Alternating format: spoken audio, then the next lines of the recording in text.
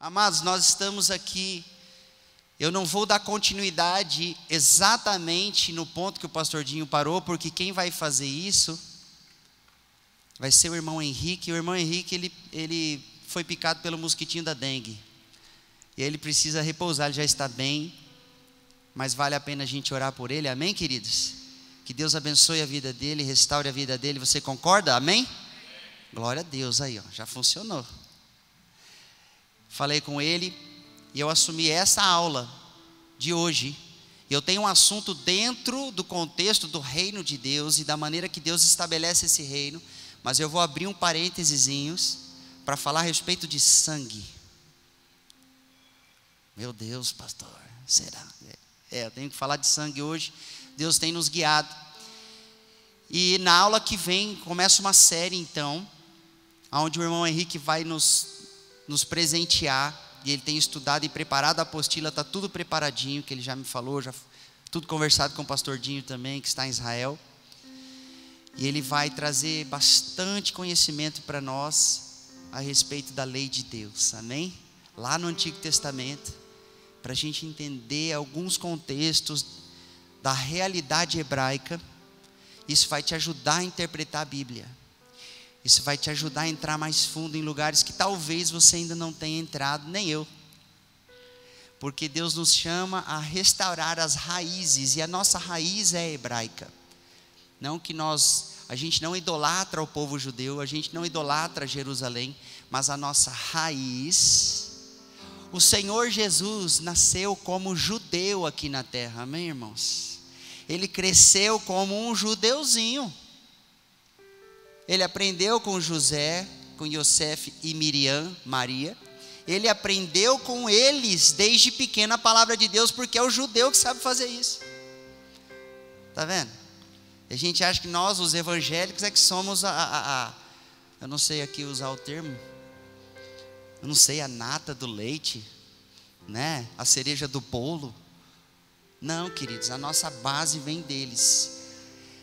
E os ramos não podem se gloriar. Lá em Romanos está escrito isso. Mas eu não vim falar sobre isso. Deixa o irmão Henrique tocar aí nos assuntos, tá bom? Eu não vou entregar para vocês uma apostila impressa hoje, mas eu posso melhorar esse material que eu tenho aqui e disponibilizar naquele grupo. Nós temos um grupo onde só os administradores mandam as apostilas da EPE. E é muito bom, irmão, está tudo organizadinho. Eu estou até com vergonha de apresentar meu material que eu escrevi do meu jeito aqui, né? Aí você olha lá o pastor Dinho, o pastor Gião, o pessoal ali da mídia, eles colocaram tudo bonitinho, EPE lá em cima. Eu não tenho aquela logo ainda. Aí eu escrevi no Word aqui. Então se eu arrumar, quem sabe eu coloco lá naquele grupo. Se você não está participando desse grupo, você precisa se cadastrar. Estamos passando uma lista aí. Eu não sei se o pessoal está preparado, mas procure os diáconos depois, tá bom? Meu Deus, meu código é tão grande.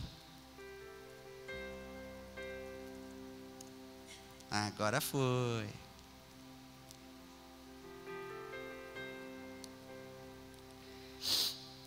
Amados, existe uma moeda espiritual que é muito preciosa. Talvez a mais preciosa de todas elas. Deixa eu abrir aqui. Hoje nós vamos trabalhar um pouquinho no livro de Hebreus. O contexto principal é o livro de Hebreus. Nós vamos passear um pouquinho também ali no livro de Levítico. Nós vamos em Êxodo. Um pouquinho também dos evangelhos. Por quê? Para a gente entender a realidade de algo que tem muito valor. Lógico que eu não vou explorar tudo, mas eu quero trazer para o seu coração e para o seu entendimento isso. Existe uma moeda espiritual. E essa moeda é o sangue, uma das principais moedas. E por que eu falo moeda? Moeda é quando você tem algo que você pode oferecer e receber algo em troca. Porque tem um valor, porque tem um preço. Nesse sentido é uma moeda. Então, eu vou ler para vocês Mateus 27, vocês já abriram em Hebreus, né? Quando eu falei Hebreus, tem um pessoal que é rápido no gatilho e já foi em Hebreus. Mateus 27, está ali pertinho, primeiro livro do Novo Testamento, versículo 6, Mateus 27, 6. Quem gosta de anotar, eu não sei, né? Porque vocês estavam preparados para receber papelzinho na mão.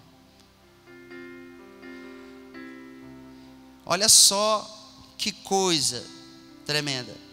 E os príncipes dos sacerdotes, tomando as moedas de prata, disseram: não é lícito colocá-las no cofre das ofertas, porque são preço de sangue.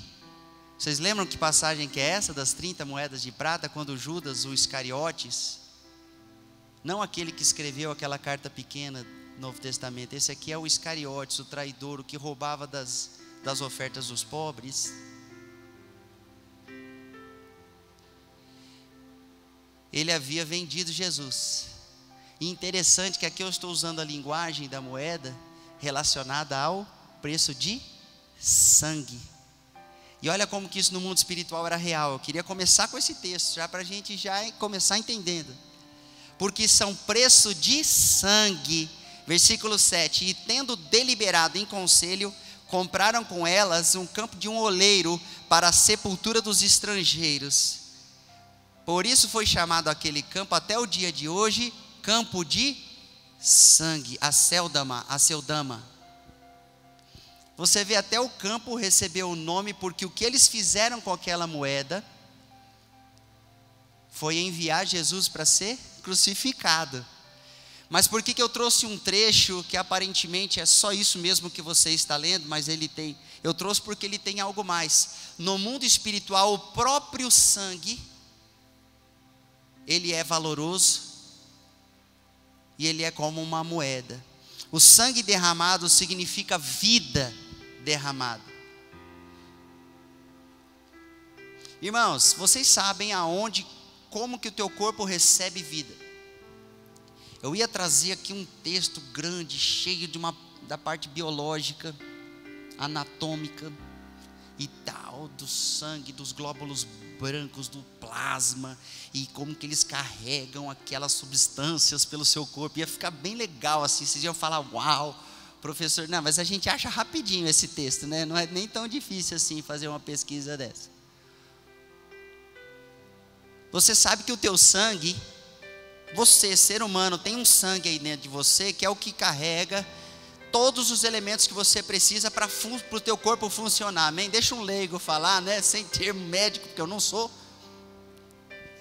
Até mesmo o oxigênio do seu corpo é transportado pelo teu sangue.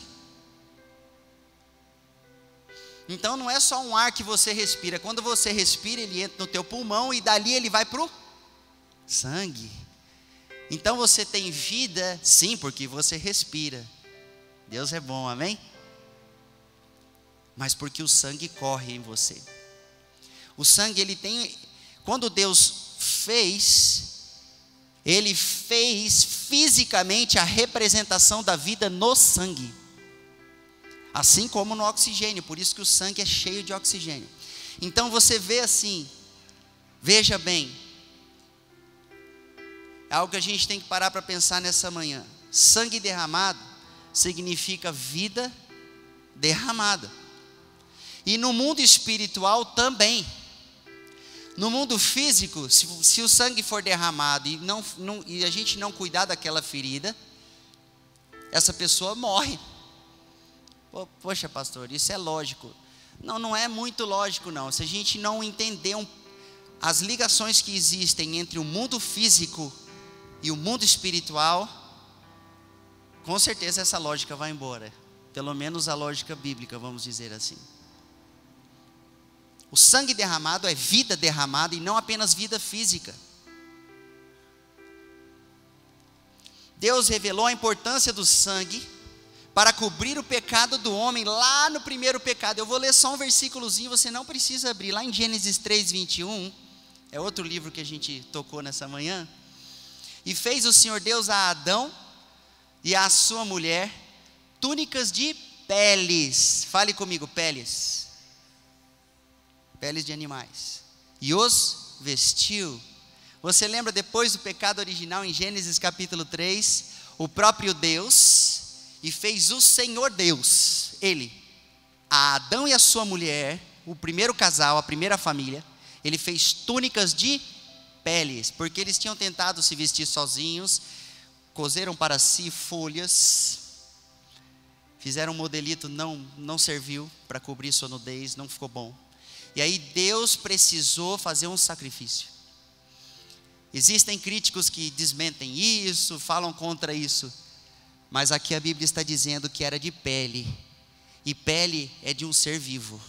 Então Deus precisou pegar um animalzinho inocente, Ele mesmo fez o sacrifício, e Ele mesmo fez o trabalho com a pele, e Ele mesmo revestiu. A nudez agora de Adão e Eva representava pecado. Representava agora o pecado. O pecado estava dentro deles, mas agora a nudez, porque eles perderam a glória de Deus. Eles eram revestidos pela glória. Apesar de eles estarem nus, eles eram revestidos da glória de Deus. E eles perderam a glória de Deus. Agora a nudez deles é pecado. Estão sacando como é que é, gente? Desculpa aí a gíria. Então, eu queria assim gastar um tempão falando sobre nudez do corpo aqui, mas eu não vou fazer isso hoje. Mostrar o corpo, a gente tem que tomar bastante cuidado. Mas não é isso que eu vim falar. Deus revestiu com peles. Então, Ele derramou sangue para a cobertura de pecados. Em Gênesis 3, versículo 15, Deus anunciou o evangelho para Adão e Eva, e falou assim para a mulher, que de você vai nascer o varão que vai pisar a cabeça da serpente, mas ele vai ser mordido no calcanhar por ela. Ele estava falando da cruz, ele estava falando do evangelho de uma forma, em códigos ali, mas ele já estava revelando ao primeiro casal o que ia acontecer séculos, milênios depois, porque Deus considera o sangue valoroso. Fale assim comigo: o sangue é valoroso. Manos, eu tenho uma maneira de trabalhar meio diferente. Vocês tenham paciência comigo, amém? Nessa manhã assim, provavelmente nós não vamos ter tempo no final para vocês perguntarem, provavelmente, mas não se preocupe, Deus vai trabalhar no teu coração. E se você tiver assim uma questão que não quer calar, você anota, e no final do culto você me entrega com o seu telefone, depois eu respondo. Ó, gostaram, gente? Puxa, chique, né? Se eu conseguir, tá bom? Se eu conseguir. Eu admiro muito a gente ter aquele momento da pergunta. É que eu tenho algo para transmitir para vocês hoje, então eu peço paciência, tá bom? O sangue também é uma chave de acesso. Derramamento de sangue é um dos mais poderosos atos proféticos de acesso ao mundo espiritual. Um ato profético significa você usa algo aqui da terra, aqui na terra, da terra, algo físico que tem uma representação espiritual e uma repercussão espiritual. Amém, irmãos? Por exemplo, eu olhei para a água e me lembrei. Nós falamos do batismo. O batismo ele é também, além de ser um mandamento de Jesus, uma ordenança, ele é um ato profético. A pessoa vem e entra numa água que tem aqui na terra, um rio, né, uma piscina, e ele entra naquela água e ele é mergulhado. A água é a água daqui, só que ela está representando as águas do céu. Amém? Está representando a palavra de Deus, um ato profético que aponta para o mundo espiritual, está dizendo algo para o mundo espiritual e tem uma repercussão espiritual. Amém, queridos? Então, o sangue derramado é um dos atos proféticos mais fortes que existem aqui no planeta Terra. A gente precisa entender isso. Eu vou falar algumas coisinhas, com certeza você vai ficar com uma pulguinha atrás da orelha daqui a pouco, com certeza.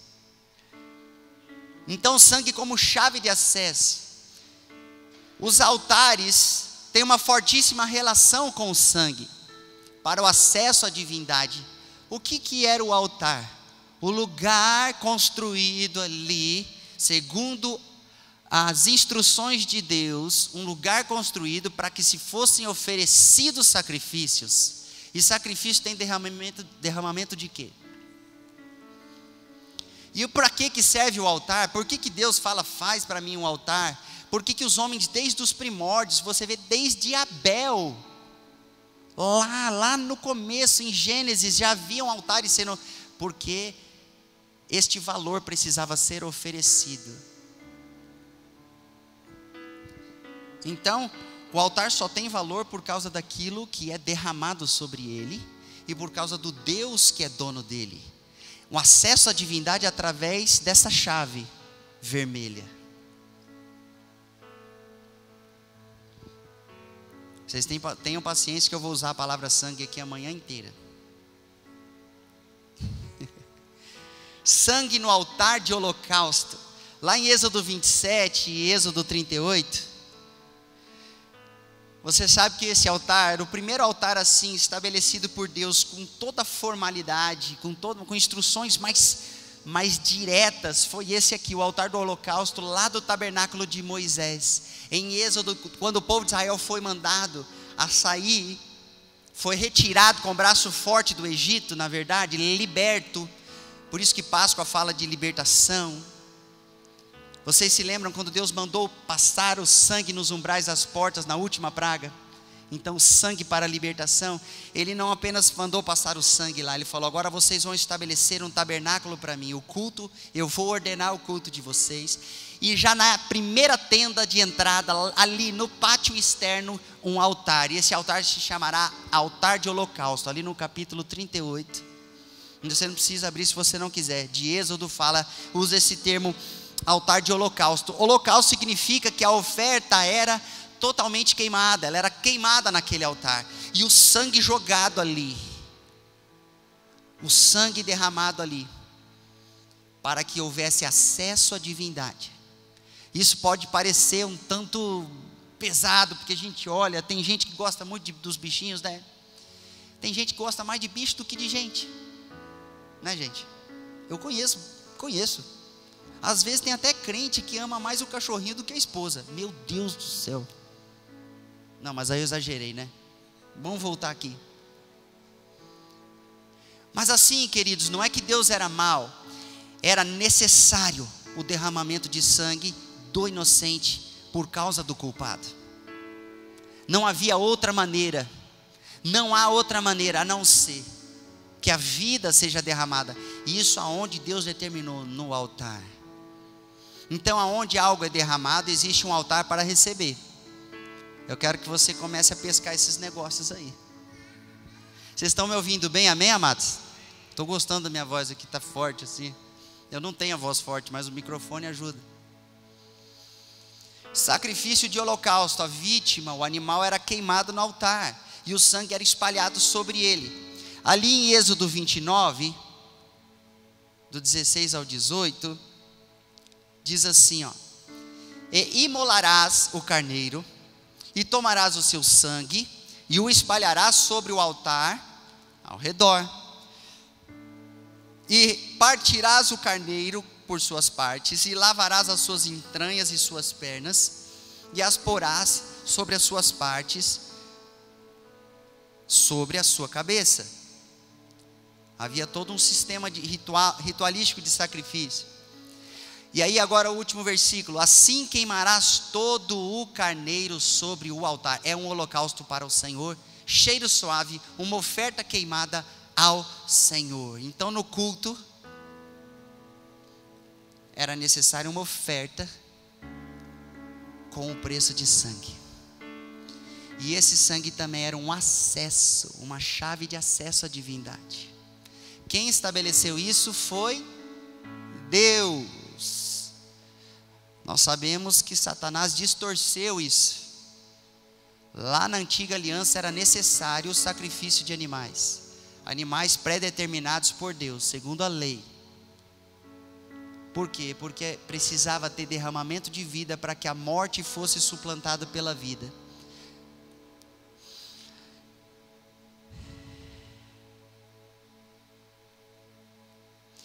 O sangue como chave de acesso. O primeiro acesso era o altar de holocausto que a gente descreveu aqui.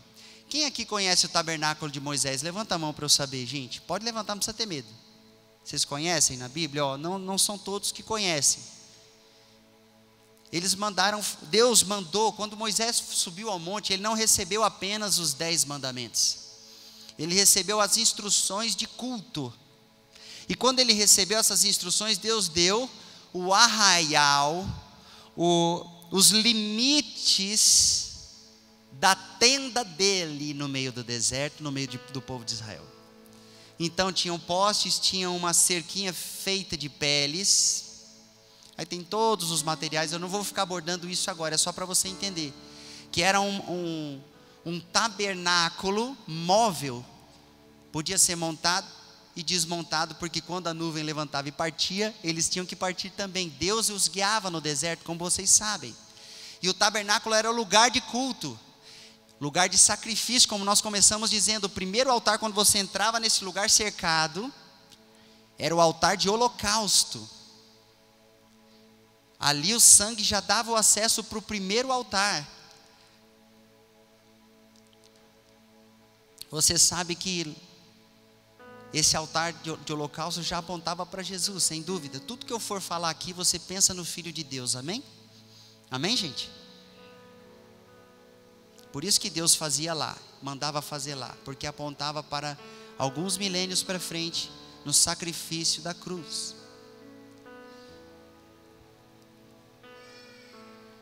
O sangue sobre os utensílios e fases do tabernáculo. Ali em Hebreus 9, 21 está escrito assim, ó: e semelhantemente aspergiu com sangue o tabernáculo e todos os vasos do ministério. Este tabernáculo que eu estou contando um pouquinho para vocês nessa manhã, para você entender como o sangue dá acesso. Eles entraram pelo altar do holocausto, e não apenas o altar, mas tudo que ia ser usado por Deus tinha que ser salpicado de sangue, porque o sangue separava, na verdade santificava os elementos para serem usados. Vocês estão entendendo? Somente os elementos que fossem salpicados de sangue, aspergidos por sangue, ele usava uma estopazinha, aí fazia assim, um negócio meio estranho, mas tinha que acontecer no mundo físico, com o sangue de animais, por causa da representação espiritual. E aí então, aquele altar primeiro de holocausto foi consagrado com sangue. E agora todos os utensílios, a bacia de bronze, e até mesmo a tenda, porque era assim, em volta tem aquele cercado feito de pele de animais e colunas de madeira com metais preciosos que as envolvia. E mais atrás havia uma tenda dividida em duas partes, coberta e fechadinha. Todos esses elementos, inclusive a tenda, tinham que ser consagrados pelo sangue. E o sangue ia revelando assim, ó: é o sangue que permite que vocês passem, é o sangue que permite que vocês ministrem. E aí eu li aqui o trecho para vocês, em Hebreus 9, 21. Aspergiu com sangue o tabernáculo e todos os vasos do ministério. E aí então, quando havia tenda, eu não vou ficar me atendo muito, é só para você entender o acesso. Só para você entender o acesso. Quando Jesus diz: eu sou o caminho, a verdade e a vida, ninguém vem ao Pai a não ser por mim. Ele está dizendo: eu sou o acesso. Como que eu dou acesso? Pelo sangue. Se você olha para o tabernáculo, a primeira porta é a porta do caminho, a segunda entrada é a entrada o caminho da verdade, e a terceira entrada é a entrada da vida. Jesus falou: eu vou levar vocês ao santíssimo lugar. Vocês estão entendendo? A linguagem dele ali é sacerdotal. A linguagem nossa hoje aqui nessa manhã é sacerdotal. Na verdade, o que mais Deus tem me levantado para falar e para fazer é para que Ele mesmo levante os seus sacerdotes, as suas sacerdotisas nesse tempo. Pessoas que sabem quem é esse Deus, sabem se achegar até esse Deus, e não apenas isso, sabem pegar na mão de mais alguém e trazê-los a esse lugar. Por isso que você precisa entender o valor do sangue, porque um sacerdote que não entende o valor do sangue não sabe fazer o serviço sacerdotal. E era o que eles faziam aqui no tabernáculo. Esse tabernáculo não estava vazio, eram vários sacerdotes que trabalhavam ali. E com o que é que eles trabalhavam? Eles trabalhavam com sacrifícios. E as regras, eu sei que hoje a gente não tem aquelas regras, as regras do culto que eles tinham cerimoniais. Isso mudou um tanto no Novo Testamento, mas entenda que o princípio não mudou. Era preciso passar o sangue nos utensílios. Era preciso o sangue na entrada, o sangue no caminho, e ali até mesmo dentro da tenda, onde já era coberta, onde o sol não batia mais, onde haviam vários elementos proféticos que eu não vou ficar desenvolvendo, senão a gente fica uma aula só nisso. Mas é muito boa essa aula, é muito, muito útil. Mas ali no santo lugar, dividido com o Santíssimo, dividido por um grosso véu que não se podia rasgar facilmente. Ali no santo lugar eles faziam uma preparação, muito incenso, significando oração e adoração. Oração e adoração. A hora que enchia aquele lugar do incenso, ele pegava um outro tanto de incenso e enchia também o santíssimo lugar. É por isso que a gente começa o culto orando e cantando ao Senhor. Às vezes os irmãos não entendem. Meu irmão, enquanto a gente não encher esse ambiente de incenso, o incenso são as nossas orações, diz a Bíblia, lá em Apocalipse. Mas eu não vim falar sobre isso, tá bom? Eles faziam toda essa preparação, que eu estou resumindo em 1 minuto. Meu Deus, tem misericórdia. Para apresentar o sangue lá no santíssimo lugar. Eu quero ler com vocês. O sangue como chave de acesso. Levítico capítulo 16. Se você quiser abrir.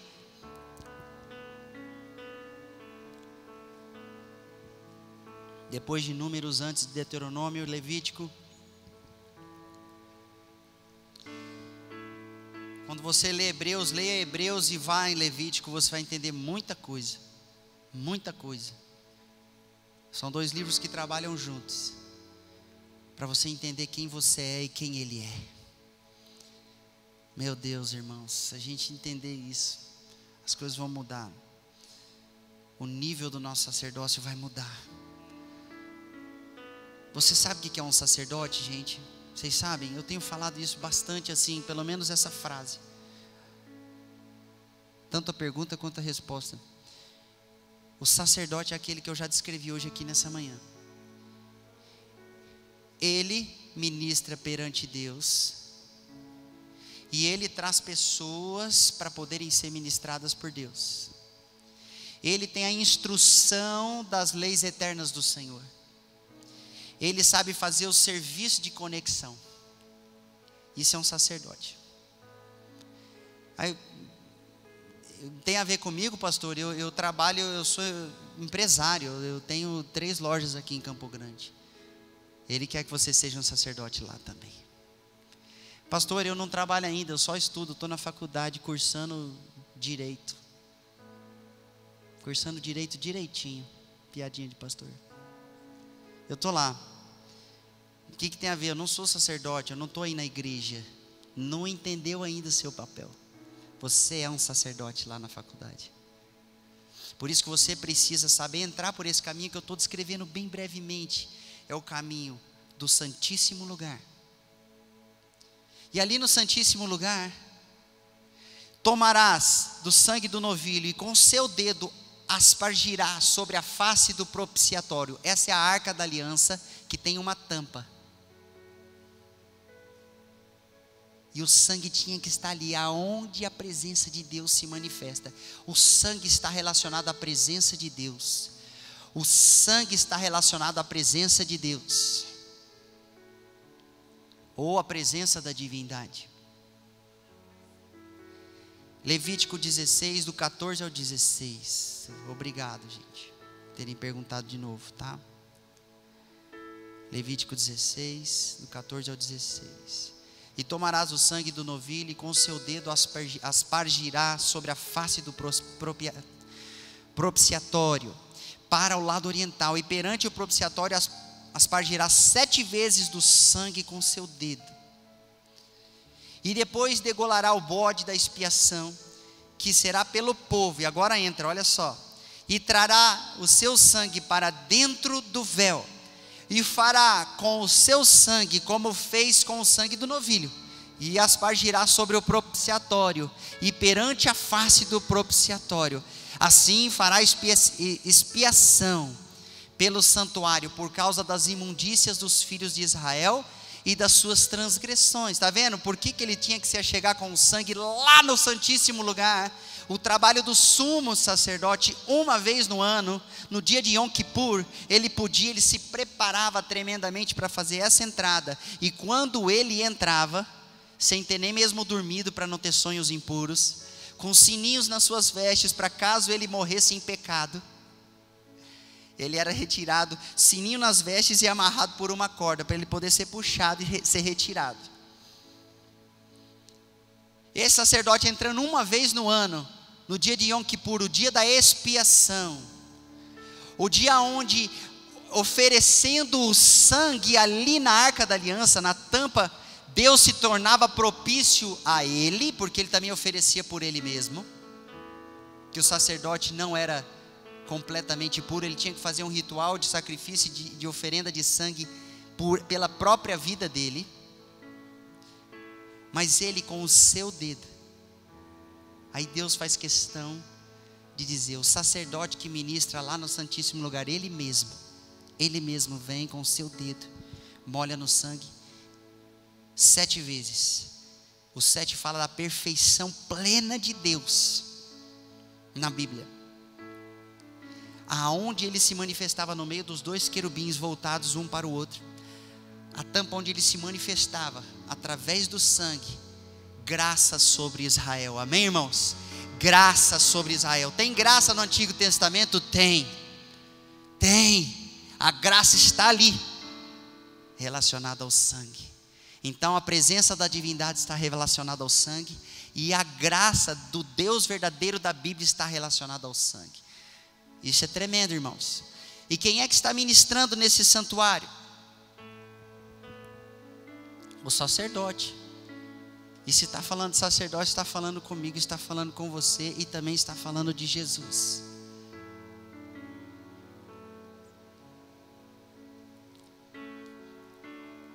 No santíssimo lugar, é o alvo de Deus para você. Você sabe que a Bíblia diz assim, ó, sem santidade, ninguém verá Vocês conhecem. O apóstolo Pedro disse pelo Espírito Santo: vocês sejam santos em todo o procedimento de vocês. Não é? Lá em Apocalipse está escrito assim: quem é sujo vai se sujar mais ainda, e quem é limpo vai se limpar mais ainda. Irmão, se a gente não entende o valor do sangue, a gente não entende santidade. E sem santidade ninguém entra no Santíssimo Lugar. Você precisa do sangue, eu preciso do sangue. E que sangue, pastor? Eu vou lá pegar uma galinha preta, o que eu vou fazer? Não. Eu escandalizei você? Você precisa de um sangue de um inocente que não teve pecado. E não pode ser de animais mais. O sacerdote fazia toda essa representação usando o sangue de animais, porque era na antiga aliança. Mas só porque isso apontava para o Cordeiro de Deus. Só porque apontava para o Cordeiro de Deus tinha poder para purificá-los na carne até uma medida. Só porque lá atrás, você tem que entender que Moisés é 1300. Meu Deus, eu sou ruim com data, se eu não verifico novamente. Por volta de 1300 antes de Cristo, então nós estamos mais de 2000 para frente, né? Então, mesmo sendo lá mais de 1000 anos antes do Senhor vir, só porque apontava para o seu sacrifício, tinha poder sobre o povo de Israel para perdão até um determinado nível.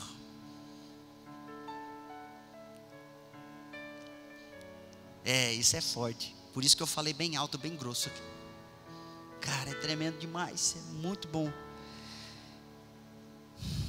Abre comigo agora lá em Hebreus, para você entender que esse caminho, que Moisés, ele era irmão de Arão. Na verdade, Arão era mais velho que Moisés e Miriam mais velha. E aí o que acontece? Essa era a família que Deus começou a trabalhar para que eles entendessem o papel sacerdotal da nação de Israel, como só eles entenderam. Deus separou os levitas. Hoje em dia a gente na gíria evangélica pensa que levita é músico, né? Separou a tribo de Levi, mas não era este assim exatamente o plano inicial de Deus. Ele queria uma nação sacerdotal, uma nação que conhecia o seu Deus e fazia conexões, trazia pessoas e expunha essa realidade de Deus, e as pessoas fariam conexões, e eles iam ministrar diante do Senhor, mesmo lá no Antigo Testamento. Mas aí, Moisés, Arão, e especialmente na pessoa de Arão, Deus levanta um sacerdócio. E aí eles começam a fazer esse trabalho do tabernáculo, e Moisés ensina o seu irmão daquilo que ele recebeu de revelação no monte, e também o que ele recebia de revelação na tenda da congregação, lá no Santíssimo Lugar, e na própria tenda que ele fez para se encontrar com Deus, porque ele fez uma tenda particular para Deus, e Deus deixou. Então ele recebia instruções de Deus e ensinava como que o sacerdote deve proceder, quantos cortes ele tem que fazer, quais animais têm que ser sacrificados, como que se espirra ali o sangue sobre os elementos, qual é o caminho do sacerdote, quem pode entrar no santo lugar. Os sacerdotes podiam, mas no santíssimo lugar não eram todos que podiam. Todas essas regras, na verdade, nos mostram o quê? Que Deus estava ensinando uma nação a servi-lo, o serviço sacerdotal. Vocês estão entendendo, irmãos? E esse serviço tem a ver com o entendimento do que é o sangue. E quando a gente vem aqui para Hebreus, nós vamos perceber que Jesus fez esse caminho como sumo sacerdote. Você sabe de onde vem essa palavra sumo? O mais alto sacerdote, o maior, o sacerdote mor, que hoje em dia as religiões usam. A religião romana usa muito o termo de sumo pontífice, para o principal representante da religião romana. O Papa é chamado de sumo pontífice, porque ele é o sacerdote maior da religião romana, que faz a ponte com Deus. Mas para nós que cremos na Bíblia Sagrada, o nosso sumo sacerdote é Jesus. Não existe nenhum outro. Nem eu, nem o pastor Jim, nem o apóstolo Juscelio, nem o apóstolo Hermínio. Não tem.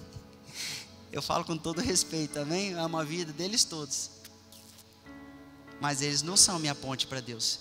Deus os usa para fazer algumas conexões, sem dúvida, mas a minha maior conexão, perfeita conexão, é através do sacerdote, do serviço que Jesus ofereceu.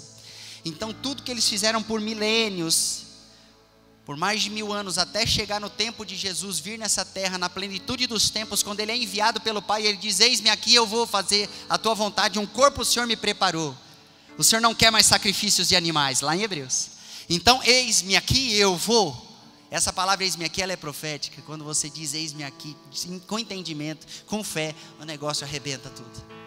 E Jesus veio em carne e osso, para o quê? Para exercer, para fazer o seu serviço sacerdotal.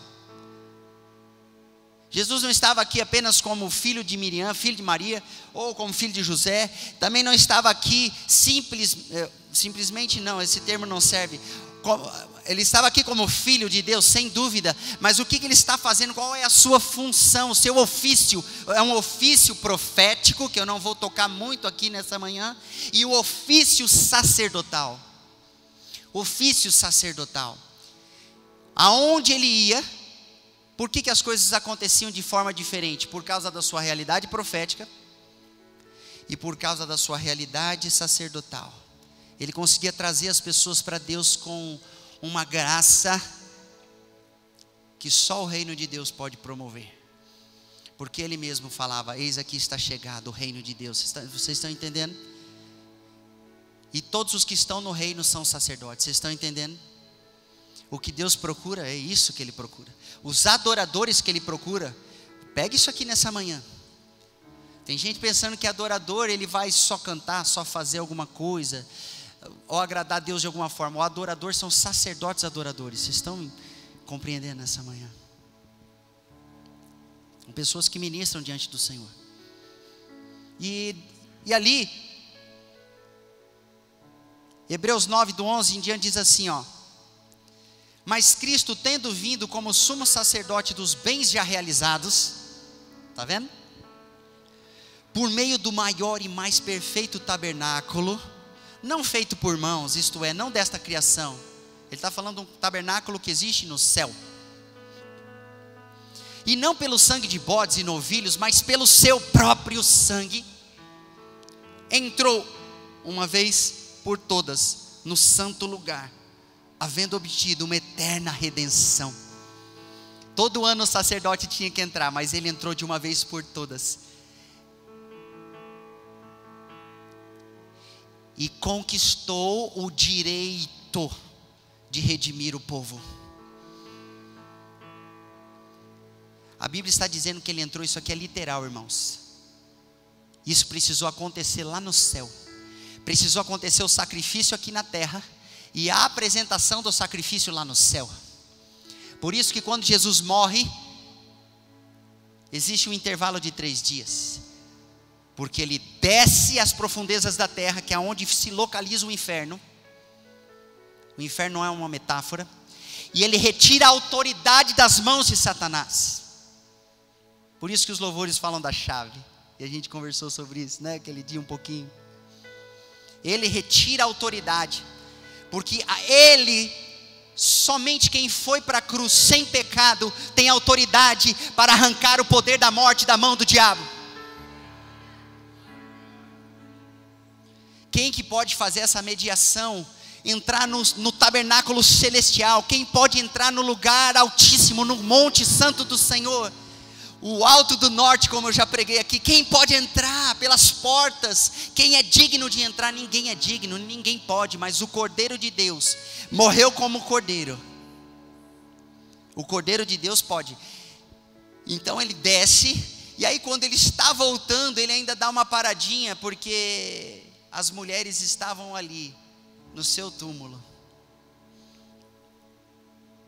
Rapaz. Daí ele aparece para Maria. E ela não o reconhece. Aí ela, quando ele a chama pelo nome, ela entende que é ele, porque ela conhecia a voz do pastor, do sacerdote dela. Você está entendendo? Pense aqui na figura do sacerdote enquanto eu falo com você todas as coisas nessa manhã. Porque é a sua figura também. É quem Deus quer que você seja também. Preste atenção. Mas eu sou mulher, pastor. O sacerdote é o homem. Não, você está enganada. No Novo Testamento, mulheres são sacerdotisas também. Vocês prestem atenção nisso que eu estou falando. Ai, pastor, você acabou então com todo o seminário de homens que eu recebi. Não, querido. O sacerdócio do homem tem alguns detalhes diferentes do sacerdócio da mulher. Mas a mulher é sacerdotisa também. Jesus apareceu primeiro para uma mulher.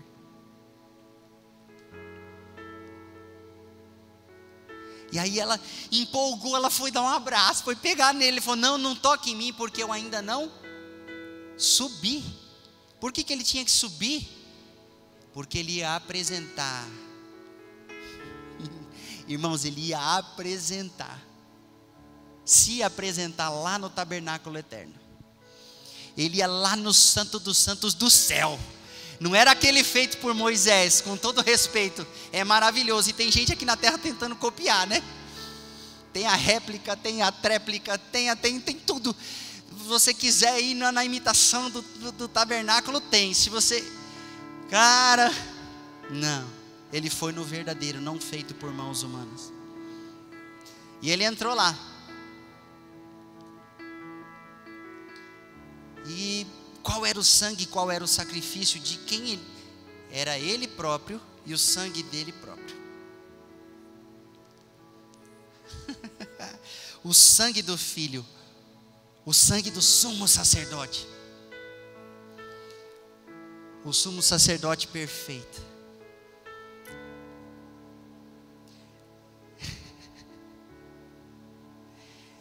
Eu havia separado o texto de Hebreus que diz que pelo Espírito. É que aí eu fiz um corte aqui e não devolvi o texto no lugar, provavelmente. Que foi pelo Espírito que ele se ofereceu. Então o sangue, ele tem esse valor. O sangue tem uma ligação com o Espírito. Irmãos, o pastor Dinho gosta de falar sobre isso aqui. Ele conta uma historinha, depois ele vira e fala assim: se houvesse um lugar no teu corpo para Deus habitar fisicamente, aonde seria? Vocês já ouviram? Quem já ouviu? Vocês já ouviram, né? Ele fala assim: no sangue, né? Eu não estou falando que Deus está habitando no teu sangue físico aqui agora, mas a representação do sangue é tão perfeita em relação à vida, que se ele tivesse que habitar fisicamente, provavelmente seria ali. E quando Jesus está oferecendo a sua vida, é porque Jesus, ele tinha vida dentro de si. Você lembra que ele diz assim: as minhas palavras são espírito e são vida? Vocês já estão limpos pela palavra que eu tenho dito a vocês? Você lembra que Jesus, o que ele falava acontecia? Então ele tinha vida dentro dele. Você sabe que quando ele derrama o seu sangue, ele está fazendo uma conexão dessa vida do Espírito Santo com aqueles que recebem a cobertura desse sangue. Quando ele está oferecendo o sangue no Santíssimo Lugar, é para que esse sangue possa se estender por todos aqueles que acreditam nele. Ele não oferece lá para que fique lá, ele oferece lá para que tenha efeito aqui. Amém, queridos? Você sabe, eu gosto de dizer assim: por que a cruz ela tem uma trave vertical e uma trave horizontal? Porque a vertical fala profeticamente da ligação com o céu. Amém, queridos? Do céu com a terra. E a horizontal fala justamente desse encontro. É o sumo sacerdote, filho do Deus Altíssimo, que se despoja da sua glória para se fazer frágil e vir nessa terra semelhante aos homens. E quando ele vem nessa terra, ele começa o seu serviço sacerdotal. Ele trabalha para arrebanhar o povo perdido, inicialmente o povo de Israel, que é o primeiro, é a primícia. Deus sempre começa pela primícia. Deus sempre começa pela primícia. E ele começa com o povo de Israel, e ele vai arrebanhando através da mensagem do evangelho, do reino, da glória de Deus. Os sinais são para que eles vejam que ele realmente traz o reino de Deus. Ele é o rei desse reino, o sacerdote rei. E ele está trabalhando no seu sacerdócio, o seu serviço é esse. Então não é apenas uma questão, será que eu sou evangelista? Será que eu sou profeta? Será que eu sou apóstolo? Qual é o ministério, o dom ministerial mais forte que Deus me deu? É importante você descobrir, você cavar, mas entenda, você é um sacerdote, uma sacerdotisa de Deus. Acima dessas coisas. E Jesus está trabalhando. Quando ele completa o seu trabalho em 3 anos e pouco de ministério, ele fala: agora eu vou concluir o meu trabalho. Como que eu vou concluir o meu trabalho? Eu vou para o altar de sacrifício. porque um sacerdote ministra assim. E toda essa simbologia está ali no livro de Êxodo, em Levítico também. O sistema de sacrifício, ele é muito complexo, mas todos eles, desde uma rolinha, uma pombinha que era oferecida nos sacrifícios menores, até os novilhos maiores, apontam para Jesus. E cada detalhe é um detalhe profético que aponta para o Filho de Deus, para o nosso sumo sacerdote.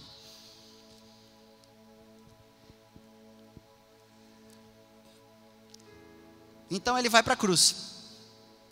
Quando ele vai para a cruz, ele está prestes a concluir a sua oferta de sangue. Mas o sangue precisava ser derramado aqui na terra, e o sangue precisava ser derramado lá no céu. Irmãos, deixa eu dizer um negócio aqui para vocês. Eu tenho que voltar nisso aqui. Eu estou gostando mais de falar de Jesus, mas eu preciso abrir seus olhos um pouquinho, amém? Satanás sabe desse valor, porque quando um sangue é derramado no mundo espiritual, eles veem o poder que é liberado. Tem poder liberado, pastor? Ô querido, tem. Você sabe quando Jesus derramou o seu sangue na cruz, até terremoto aconteceu. Tem poder liberado ou não tem? Terremoto, mas terremoto foi assim, literalmente, pastor? Literalmente. Foi tão forte, desde o reino espiritual até o material, que houve uma ligação, uma forte conexão. O sangue faz conexões. Foi tão forte que o terremoto foi até o templo e rasgou o véu do alto a baixo. O sangue dá acesso. Lembra que eu falei? Ele acessou o Santo dos Santos de uma vez. Começou aqui na terra, lá no templo que havia sido ampliado por Herodes. E aí, o que acontece? Satanás vê isso. Ele sabe que tem poder. Ele sabe o que como Deus mandou fazer. E como ele não tem poder em si mesmo, ele não consegue crescer em poder, a não ser pelos homens que o adorem e que pequem contra Deus. Por que Satanás quer que você peque? E ele aposta nisso toda a vida dele. Ele não sabe fazer outra coisa. Quando a Bíblia diz que ele veio para roubar, matar e destruir, é porque é a função dele. Você está entendendo? Ele é o exato inverso do sumo sacerdote Jesus. Ele faz um sacerdócio do inferno para afastar as pessoas ao invés de trazê-las. E ele sabe que o sangue é importantíssimo como moeda, como eu disse no começo, e como chave de acesso. A gente está falando sobre isso até agora. Ele sabe. Então o que ele faz? Ele traz as pessoas para sacrificar a ele, a fazer derramamento de sangue para ele. Aí você fala: cruz credo, pastor, eu não faço esse negócio mais, isso já era, ficou lá atrás no meu passado. Tem gente que tem esse passado, irmão, que fazia derramamento de sangue. Fazia oferendas para os deuses aí, para as entidades, pode dar o nome que for, não muda a realidade. Para o espírito fulano de tal, para o ciclaninho, fulaninho, São Longuinho. São Longuinho também é um deles, sabia? O nome é estranho, né? Parece nome de leite em caixinha, mas é uma divindade falsa. Com todo respeito, tá? Eu não estou aqui para ofender religião de ninguém, mas irmão, não dá. Satanás vê e sabe esse preço. Então eu não vou ficar nesse lugar assim onde todo mundo sabe. Eu não vou matar uma galinha preta e colocar numa encruzilhada. Longe de mim pensar em sacrificar uma pessoa, como muitas crianças são sacrificadas em homenagem a demônios. Não, eu não vou fazer maldade, eu não tenho isso não. Só que o evangélico, o povo de Deus, às vezes é ignorante em relação ao derramamento de sangue. E existem outras formas que o inimigo criou para roubar, nem que seja um pouquinho. Nem que seja um pouquinho. Por exemplo, e está bem disfarçado, e agora eu queria que vocês guardassem o coração também. Deixa eu achar aqui, porque eu pulei, irmãos. eu fico empolgado. O sangue dos abortos, por exemplo.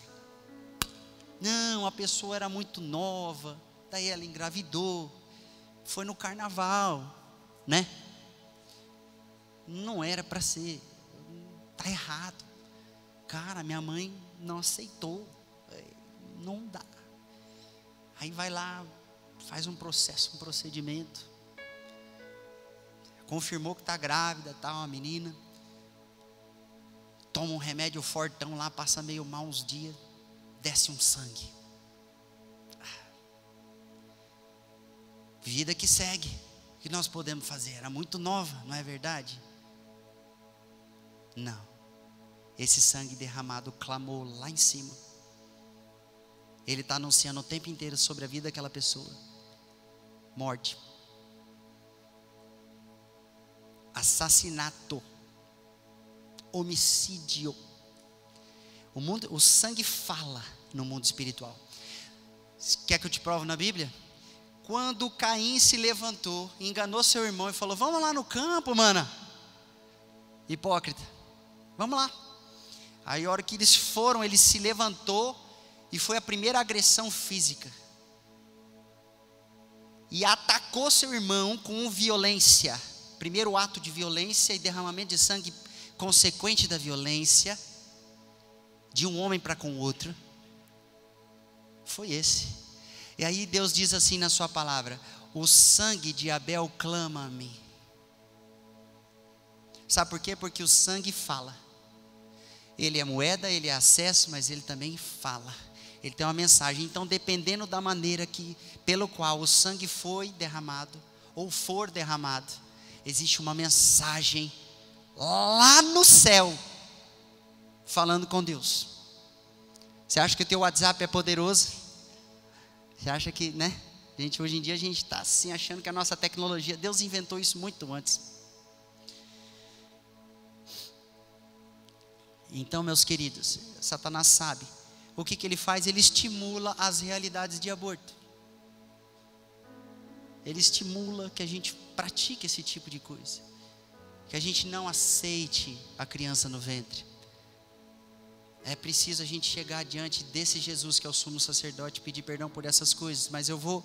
Quer ver uma outra coisa que vem muito disfarçada? O sangue da violência contra o próximo, que eu já toquei aqui no caso de Caim. O primeiro ato de um homem que se levanta contra o outro, o homem não sabia fazer guerra. O homem não sabia arte marcial nenhuma. E aí ele se levanta e mata seu irmão.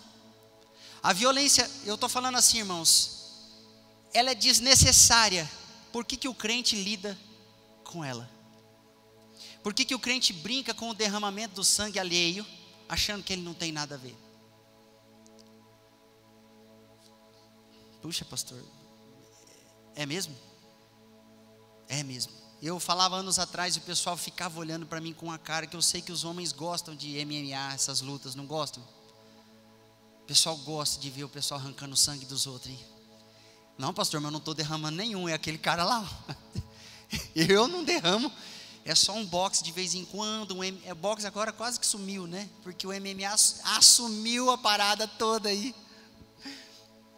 Meu tempo de guri, de garoto, era muito só boxe. Aí começaram os malucos se fecharem numa arena sem luva e se degladiarem lá dentro sem luva, né? Aí começou o vale tudo. Aí mudaram o nome.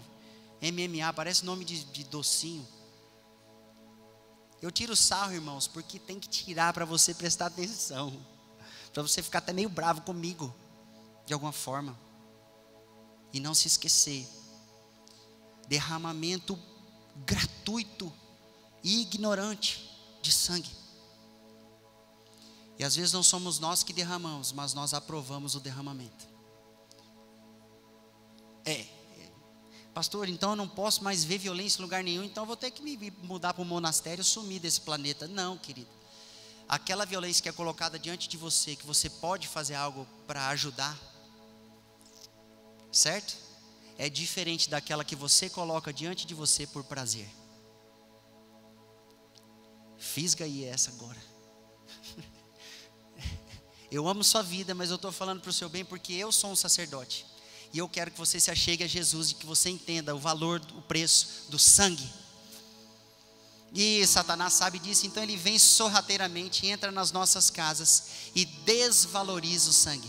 Por isso que o nosso filho joga o videogame, o personagem pode morrer 10 vezes e voltar à vida. Ué, está banalizando o valor do sangue. Por isso que a gente assiste os filmes.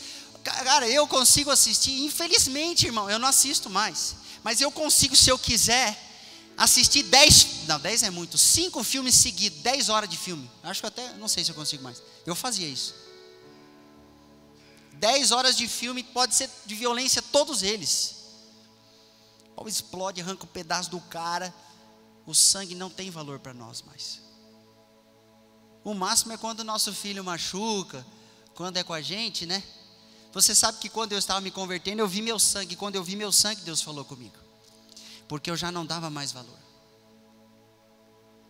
Eu fui ferido de facada, e aí vai só uma pontadinha, mas na hora que eu vi meu sangue, Deus falou comigo: o pecado mata. O sangue faz uma forte conexão. Outra coisa aqui, ó. Essa aqui vai ser meio difícil. O sangue das cirurgias e intervenções desnecessárias. Eu vou explicar, não fica nervoso. Quando a pessoa vai fazer uma cirurgia, pode ser estética, não, pode ser não, geralmente estética, e ela não é necessária, e a pessoa vai lá derramar o sangue dela. Esse sangue está sendo visto no mundo espiritual como vaidade. Irmãos, eu não estou julgando ninguém aqui, mas a gente tem que pôr a mão na consciência. Eu tenho visto com os meus olhos as pessoas fazerem coisas desnecessárias. Eu sou sacerdote, eu preciso te trazer de volta. A pessoa tem um nariz 10 vezes mais bonito que o meu, mas ela vai operar e arranca aquele, não sei o que ela tira. Meu Deus. Irmãos, é lógico que tem pessoas que têm algo que incomoda muito. Ela não vive bem com aquilo. Aí ela tem um bom motivo para fazer. Ela ora antes ao Senhor, entrega a cirurgia dela ao Senhor. Pode parecer exagero, mas não é. Sangue vai ser derramado. Você não orou antes do parto do seu filho, da sua filha? Sangue está sendo derramado. Existem muitas conexões que acontecem a hora que a placenta estoura, a aguinha desce. Eu vou falar desse jeito mesmo. E quando o sangue, a criança nasce, ela tem sangue nela, é sangue na sala. O meu primeiro filho, o Davi, quando ele nasceu, eu estava atrás, eu não fico lá. Tem pai que é tudo corajoso, fica na frente. É isso mesmo, beleza, né? Eu fiquei atrás, tinha um negócio, era corte cesariana, né? Eu fiquei atrás daquele pano azul assim. Só que a hora que eu estava atrás e fizeram ali uma incisão ali, um negócio, cortou, espirrou uns negócios assim, ó, na sala. Sangue. Irmãos, o sangue fala.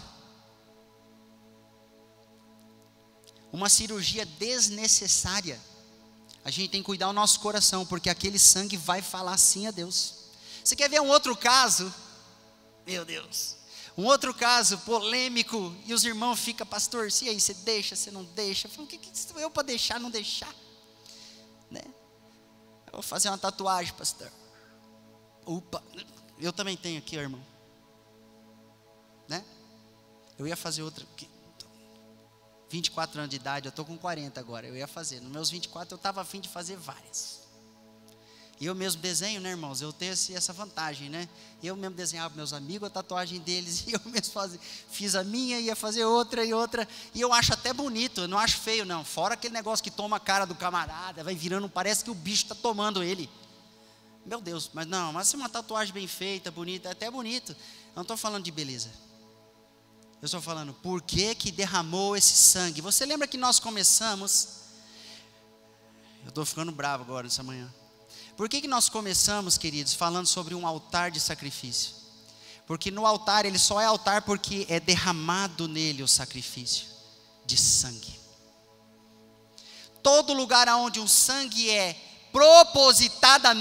propositalmente derramado, há um altar. Mas é só um sanguinho que saiu da minha pele, eu só fiz uma acupunturazinha, né? Naquela da agulhinha. É só uma gotinha na ponta da agulha. Pastor, pelo amor de Deus, assim também, né? De gotinha em gotinha você vai alimentando aquele culto. De tatuagem em tatuagem eles vão recebendo. Pastor, eu estou livre desta sua palavra porque eu tatuei o nome de Yeshua no meu peito. Ele mandou você tatuar o nome de Yeshua? Eu vou abrir a minha boca aqui profeticamente. Ele não mandou você tatuar o nome de Yeshua no seu peito ou nas suas costas. Desculpa, né? No peito é meio... Aí o cara já tem que ser hard, né? No peito, no ombro, nas costas, não sei mais aonde. Ele não mandou. Eu duvido que ele mandou você escrever o nome dele em você.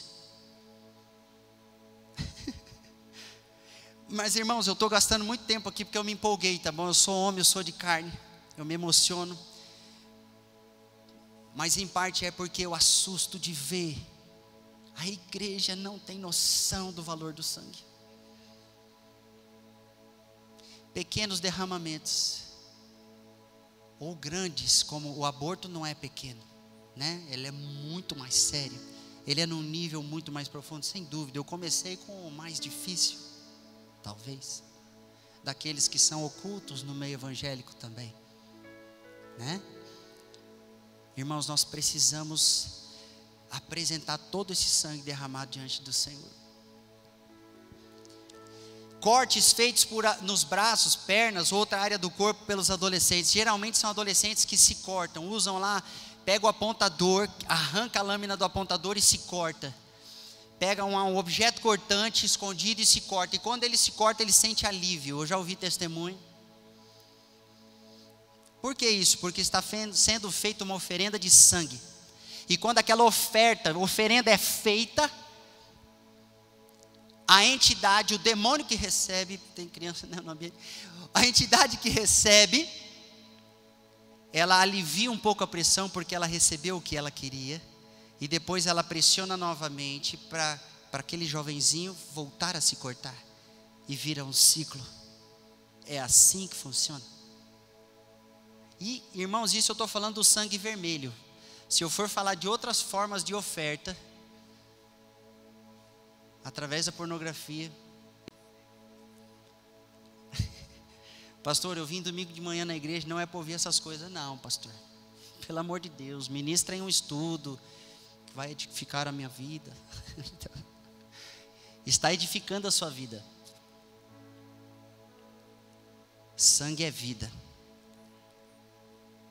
Pastor, eu não posso doar sangue? Pode, você vai doar vida, amém? Não é esse o slogan? Mas ora antes de ir, meu queridinho. Ora antes de ir, amém? Amém, queridos? Pode doar sangue, sim. Pode fazer cirurgia? Pode. Eu mesmo vou ter que entrar numa. Se Deus me curar sobrenaturalmente, depois que eu voltar de Israel, eu vou ter que entrar numa cirurgia, meu queridão. Porque voltou um negócio aqui em mim que não era para ter voltado. No meu tempo de jovem de conversão, eu bati o carro, fiz umas besteiras aí. Aí tem uma hérnia aqui. Ela voltou um pouquinho. Aí o doutor falou, normal, acontece. Eu falei, é mesmo? Eu não sabia, né? Aí eu já operei, vou ter que operar de novo. Então, mas preste atenção, amém? Vocês estão entendendo? Vocês estão conseguindo colocar na balança o que eu estou falando? Você não vai olhar para o irmão de tatuagem e falar, você vai para o inferno. Você não vai fazer isso, amém? Se você falar isso, vai ter que falar isso para mim. Eu já me arrependi dessa aqui, ó.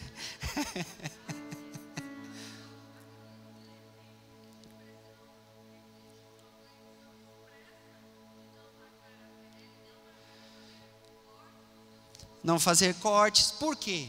Porque Deus sabia que era um ritual de iniciação, tá bom? Eu sei que você nem sempre fez as coisas com a intenção errada, e muitos se apoiam na intenção, né? A minha intenção é boa, é o nome de Jesus. A minha intenção é boa, é escrever o nome do meu esposo. A minha intenção é boa, é eu elogiar alguém, eu escrever um versículo na minha pele. A sua intenção não serve nesse assunto de derramamento de sangue.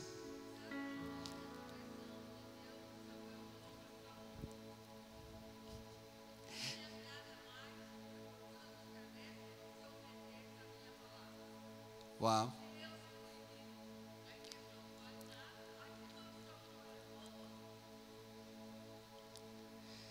Vocês estão ouvindo? Dá para ouvir bem, né? O bom da voz aguda é que a gente ouve assim, ó. Ela dá uma passeada no ambiente. Vocês ouviram? Queridos, o nosso sumo sacerdote,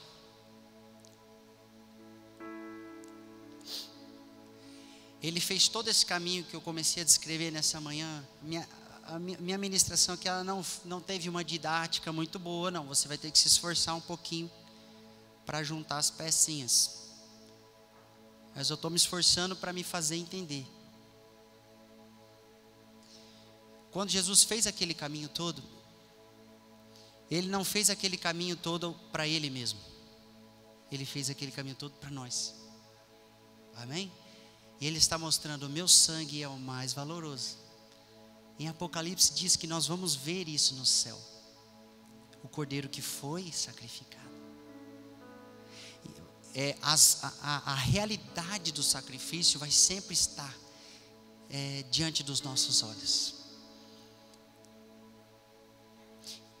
A salvação pelo sangue e entrada no reino é uma realidade que nós vamos entrar dentro disso e vamos permanecer a eternidade inteira dentro dessa realidade, por causa do sangue do Cordeiro. Mas Ele não fez isso por Ele mesmo, apesar de a gente poderia dizer que Deus ama, então Ele queria isso, amém? Você está me entendendo? Ele ama e Ele queria, sim, mas Ele não fez simplesmente por Ele mesmo. Ele fez para que eu e você entrássemos nesse serviço sacerdotal. Hebreus capítulo 4, abre comigo lá, do 14 em diante.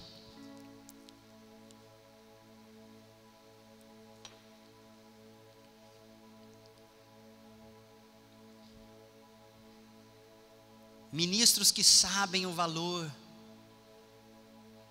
desse serviço que foi feito e entregue.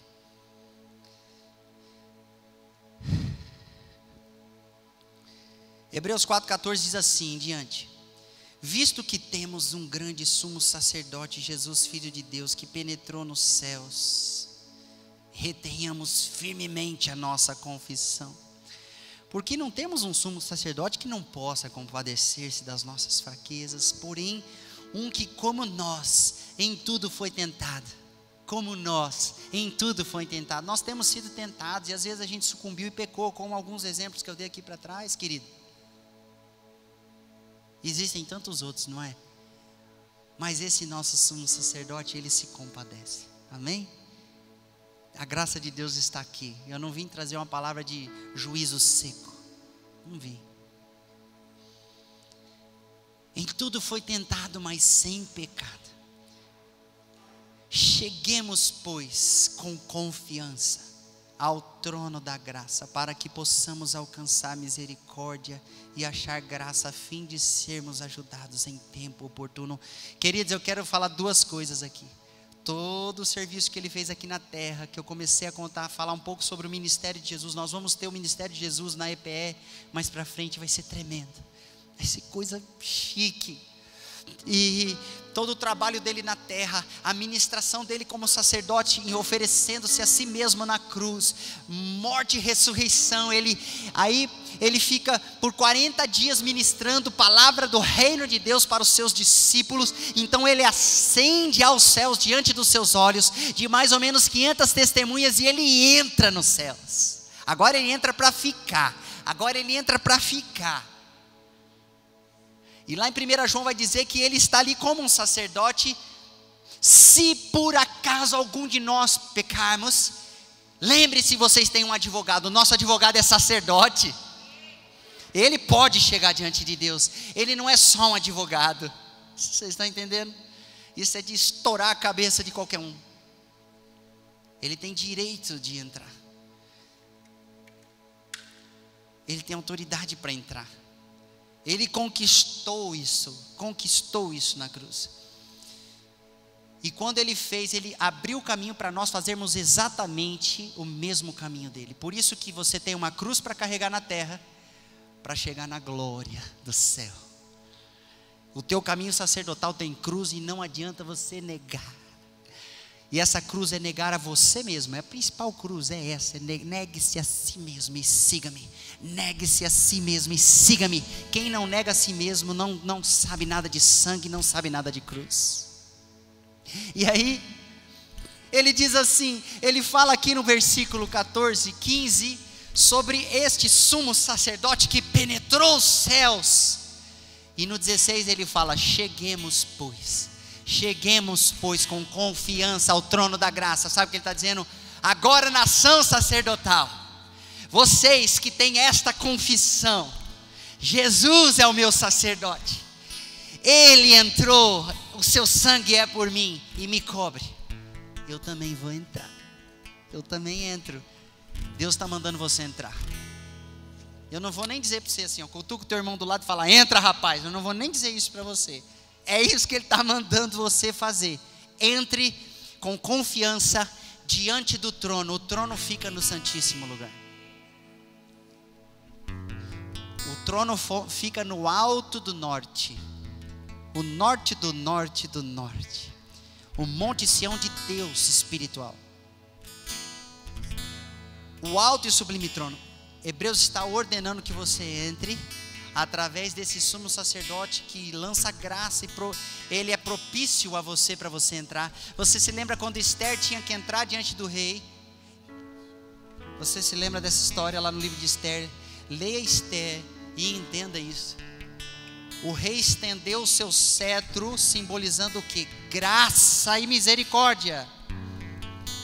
Então ela não seria morta, porque quem se apresentasse indignamente na hora errada, diante do rei, do jeito errado, certamente seria morto. Certamente seria morto, porque ninguém tem autoridade para comparecer diante do rei. E o nosso sacerdote, ele é sumo, ele é rei também. E aí que está, irmãos, aí que está a grande maravilha. Ele te faz um reino sacerdotal. Você recebe condição, autorização e autoridade para entrar. Só que como que você chega? Deus, eu preciso do teu favor. Cheguemos, pois, com confiança ao trono da graça. O que está acontecendo aqui, queridos? Nós estamos ministrando como aqueles que pegavam o carneirinho junto com o pecador. Era assim que eles faziam lá no tabernáculo de Moisés. Chegavam na porta da tenda, agora nós vamos derramar o sangue. Aí o pecador põe a mão na cabeça do animalzinho. Eles faziam todo um sistema para vir uma transferência do culpado para o inocente. Então nós vamos fazer o nosso trabalho sacerdotal.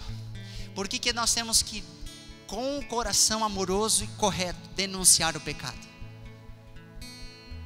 Porque é um trabalho sacerdotal. E aí as pessoas precisam aprender a trazer a sua vida para a luz. Porque como é que o pecador chegava lá na tenda da congregação? Ele chegava meio que escondido por trás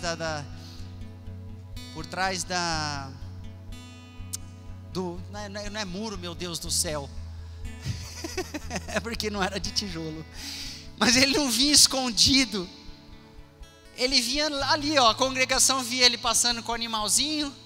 Ele estava dizendo assim: sou pecador.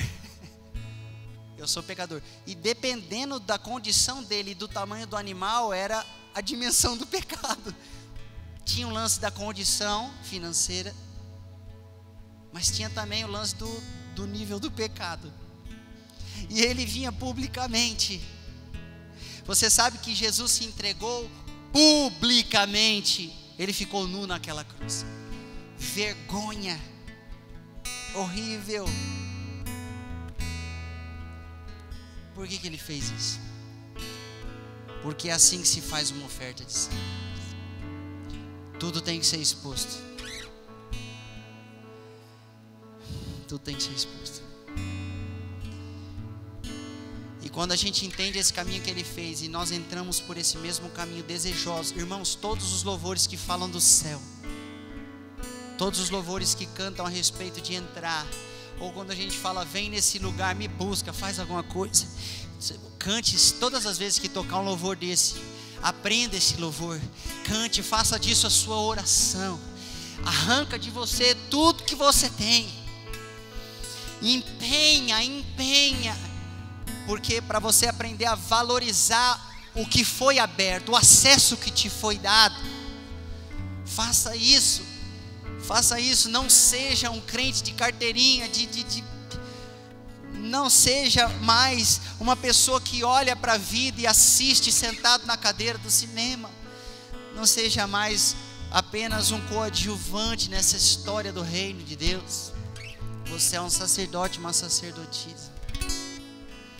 Jesus não fez aquele serviço todo que eu tentei descrever nessa manhã, só para dizer eu fiz e agora vocês que creem são salvos. Sim, a salvação refrigera, a alegria da salvação refrigera a minha alma.